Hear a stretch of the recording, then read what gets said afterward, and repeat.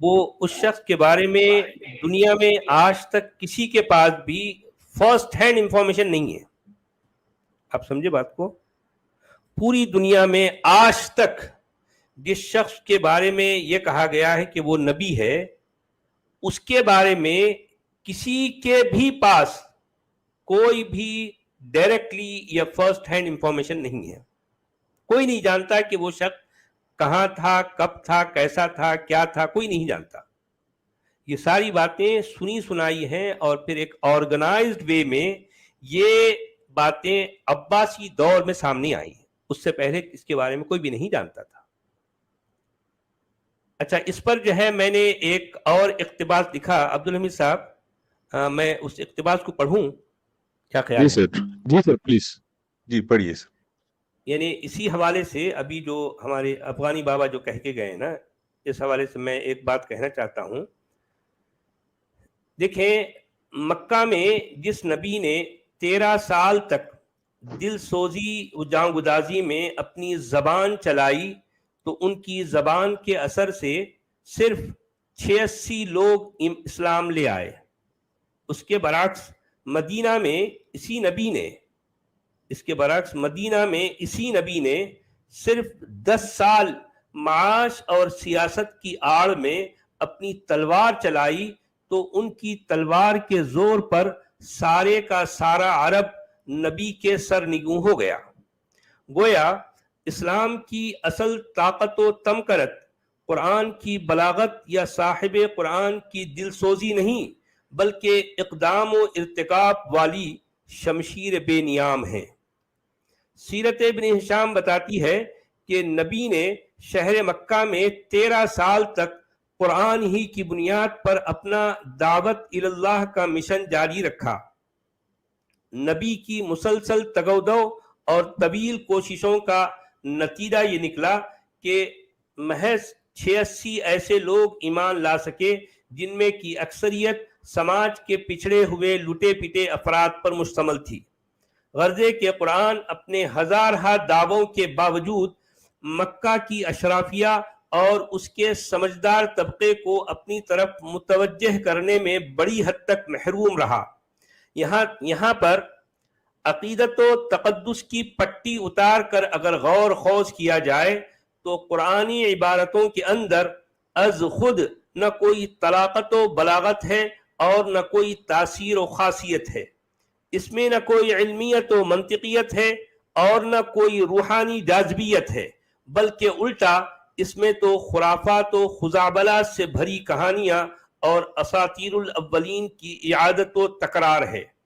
اسی لیے 13 سال کی مدت دراز تک قرآنی مضامین نہ صرف یہ کہ بے کشش و غیر مؤثر رہے، بلکہ خود نبی مکہ کے اندر اپنی بولی میں بھی اپنے مخاطبین اول پر مثبت و موجب نقوش ڈالنے اور اپنے آپ کو سچا نبی منوانے میں سخت ناکامیاب رہے. اہل اسلام اپنا سینہ ٹھوک کر یہ دعویٰ کرتے آئے ہیں کہ کفار و مشرکین مکہ بعثت سے پہلے ان کے مزعومہ نبی کو الصادق الامین کہا کرتے تھے، حالانکہ ان کے اس دعوے کی نہ تو قرآنی نصوص سے توثیق ہوتی ہے اور نہ یہ دعویٰ کسی صحیح حدیث کے ذریعے پایہ ثبوت کو پہنچتا ہے، بلکہ الٹا ایسی روایتیں ہمیں ملتی ہیں جن میں کفار و مشرکین مکہ نے نبی کو مزمم اور ابن ابی کبشہ جیسے تنزیہ کلمات سے ملقب کیا تھا. مزمم کہتے ہیں کہ جس کی مذمت کی گئی، جس کو برا کہا گیا، اس کو مزمم کہتے ہیں. ابن ابی کبشہ اصل میں یہ جو ہے یہ وہ نام، یہ وہ لقب ہے جو تنزیہ طور پر اس شخص کو کہا جاتا تھا. یعنی جو اپنے باپ کے پاس رہا نہ اپنی ماں کے پاس رہا، ماں نے بھی اس کو چھوڑ دیا تو کوئی اور ہی جو ہے دودھ پلانے کے لیے وہیں کہیں اور لکھے گا، کوئی اس طرح کی باتیں جو چلتی ہیں نا، تو تنزیہ انداز میں اس شخص کو الصادق الامین تو کوئی بھی نہیں کہتا تھا، لیکن اس کو کیا کہتے تھے، کوئی اس کو مزمم کہہ رہا یا ابن ابی کبشہ کہہ رہا، اور خود قرآن کے مطابق اس کو کذاب بھی کہا گیا. اس شخص کو، قرآن کے نبی کو، قرآن کے جو ہے کہ مخاطبین اول نے اس شخص کو کذاب بھی کہا ہے، جھوٹا کہا ہے. ٹھیک ہے، خیر قصہ مختصر یہ کہ 13 برس کی لگاتار جستجو اور انتھک کاوشوں کے باوجود اتمام حجت ہو ہی نہیں پایا اور منطق و استدلال کی بے لاگ عدالت میں مکی قرآن اپنا الوہیتی مقدمہ ہار چکا تھا۔ تبھی تو اس ہزیمت اور خجالت کے بعد نبی کے پاس کوئی دوسرا راستہ تھا بھی کیا سوائے اس کے کہ وہ اپنے آبائی شہر کو چھوڑ کر نکل پڑے۔ غالباً اسی رودات کو تاریخیت سیرت ابن ہشام میں ہجرت کا ٹائٹل دے دیا گیا ہے۔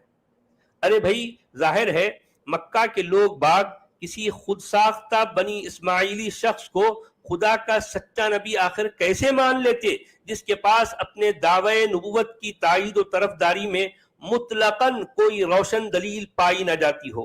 مکہ والوں کے پہم تقاضوں یعنی نبی کے دعوی نبوت کے سچا ہونے پر لگاتار ثبوت مانگتے جانے کے باوجود ثبوت فراہم کرنے کے بجائے نہایت بھونے انداز میں مکہ والوں کو ترخا دیا گیا تھا۔ ترحالے کے اسی قرآن کے اندر بنی اسرائیلی نبیوں کو دم بدم معجزات سے بھی نوازا گیا ہے اور انہیں براہین قاطعہ بھی عطا کیے گئے ہیں، جبکہ اس بنی اسرائیلی نبی کے پاس اپنی تائید و نصرت میں سرے سے نہ کوئی معجزہ تھا اور نہ کوئی برہان قاطع پایا جاتا تھا۔